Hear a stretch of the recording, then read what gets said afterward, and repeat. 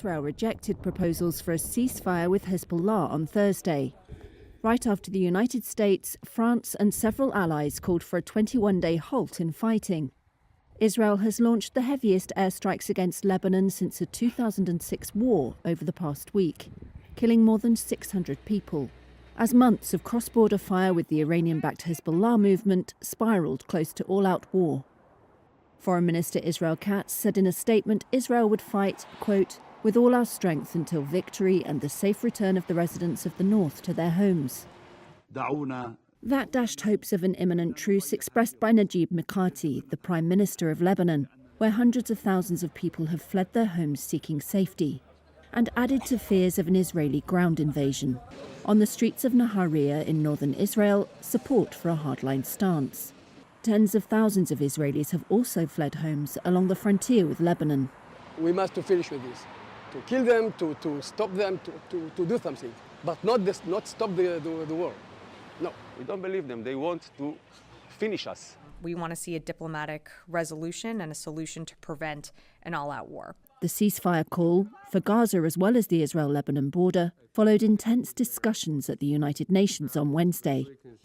Israeli Prime Minister Benjamin Netanyahu, heading to New York to address the UN, said he had not yet given his response to the truce proposal but had instructed the army to fight on.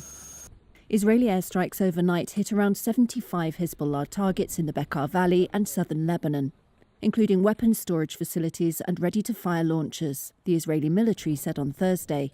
In one Israeli strike, at least 23 Syrians, most of them women and children, were killed when Israel hit a 3-story building in the Lebanese town of Yunin overnight, the town's mayor told Reuters. In June, southern Lebanon, a family killed in an Israeli strike was buried. Hezbollah members turned up to the funeral, where the mood was one of defiance.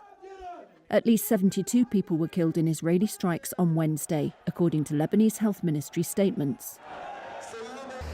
The sharp escalation in border warfare between Israel and Hezbollah has sent many nations scrambling to prepare for evacuations from the region. Ukraine now and in the future. U.S. President Joe Biden announced more than $8 billion in additional aid to Ukraine during a visit by Ukrainian President Volodymyr Zelensky to Washington, D.C. We have a strong security agreement with the United States, and we are grateful for it, and we will fully implement it.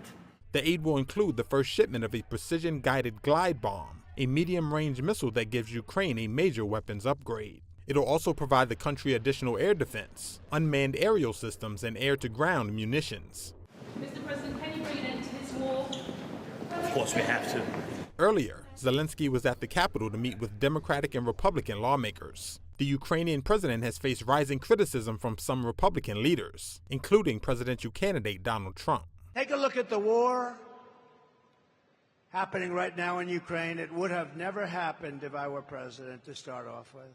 Trump said he would meet with Zelensky on Friday in New York. This after telling a campaign rally in North Carolina this week, quote, "We continue to give billions of dollars to a man who refused to make a deal.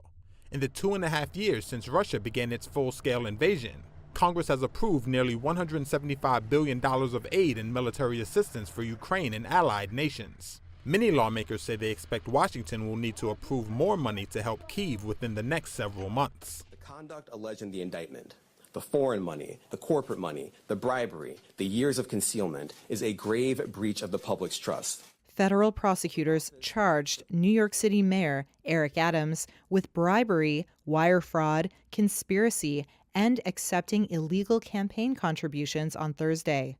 Manhattan's top federal prosecutor, Damian Williams, detailed a years-long scheme alleging Adams received improper valuable benefits from Turkish nationals in exchange for pressuring city officials to allow Turkey's new consulate to open, despite safety concerns. The mayor sought and accepted well over $100,000 in luxury travel benefits from some of the same foreign actors who arranged many of the illegal campaign contributions. I will continue to do the job for 8.3 million New Yorkers that I was elected to do. Adams said he would not step down at a news conference outside Gracie Mansion, the official residence of the mayor, which federal agents searched just hours earlier. Adams said he would fight the charges in court and denied any wrongdoing. If it's campaign violations, I know I don't violate the campaign. That's right. If it's foreign donors, I know I don't take money from foreign donors. And I ask New Yorkers to wait to hear our defense before making any judgments. Adams is New York City's first mayor to be criminally charged while in office. Prosecutors said he disguised campaign contributions from Turkish sources by funneling it through U.S. citizens. Those funds allowed Adams to qualify for an additional $10 million in public financing. Turkey's foreign ministry had no immediate comment. Hurricane Helene roared through Florida and into Georgia on Friday as one of the most powerful storms to hit the United States. Even before its arrival, the storm had caused power outages for over 1 million people and severe flooding in several areas as rain bands lashed parts of coastal Florida. At least one fatality in Florida has already been blamed on the hurricane, which roared ashore just after 11 p.m. Thursday night as a Category 4. Florida Governor Ron DeSantis urged those in the path of the storm to hunker down. Well, good evening. We're here at the State Emergency Operations Center. And warned of further loss of life and property damage. So this is a big storm. It's a powerful Category 4 storm. But it's also just very large, and it's going to have impacts are being felt, have been felt, and will continue to be felt far and wide. And so when Floridians wake up tomorrow morning, we're going to be waking up to a state where very likely there's been additional loss of life, and certainly there's going to be loss of property. Helene was forecast to dump up to 15 inches of rain in some areas, causing severe flooding. The storm surge was forecast to reach up to 20 feet in the Big Bend area, where it made landfall. The director of the National Hurricane Center, Michael Brennan, earlier called the scenario unsurvivable. Authorities said it would likely be several hours before any rescue personnel could head out to help those in need. In Taylor County, the Sheriff's Department wrote on social media that residents who decided not to evacuate should write their names and dates of birth on their arms in permanent ink so that you can be identified and family notified. The NHC expects Helene to move more slowly inland over the Tennessee Valley in the coming days. A ban on a women's-only art exhibit in Australia has been lifted.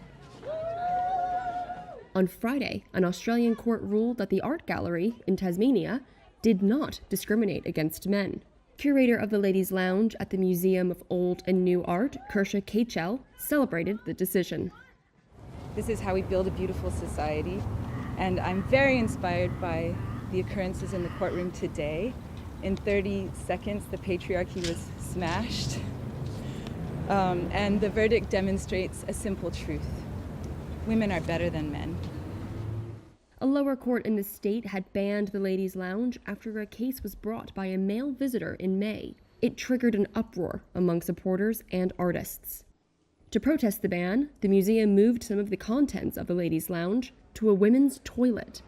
But the state Supreme Court overturned the ban, arguing the lounge was an attempt to promote equality by highlighting the lack of equal opportunity for women. Female supporters danced and threw paperwork in the air after the verdict was announced. We'll see how the men take it. The men are a little hysterical. I'm a bit concerned. They're troubled by the power of women. They may appeal, but they're not appealing to me. This was the skyline in Khartoum on Thursday as witnesses and military sources said Sudan's army had launched a major operation to regain ground. It is the biggest push here by the army since early in its 17-month war with the paramilitary Rapid Support Forces, when it lost control of much of the capital. Witnesses reported heavy bombardment and clashes. That's as army troops tried to cross bridges over the Nile that connect the three cities that comprise the greater capital, Khartoum, Omdurman and Bari. The army retook some ground in Omdurman early this year, but it has been unable to dislodge RSF ground forces embedded in other parts of the city, and mostly depends on artillery and airstrikes. The RSF has also continued to make advances in other parts of Sudan in recent months. The conflict has caused a vast humanitarian crisis. More than 10 million people have been displaced, while parts of the country have been driven to extreme hunger or famine. Diplomatic efforts by the United States and other powers have faltered, with the army refusing to attend recent talks in Switzerland.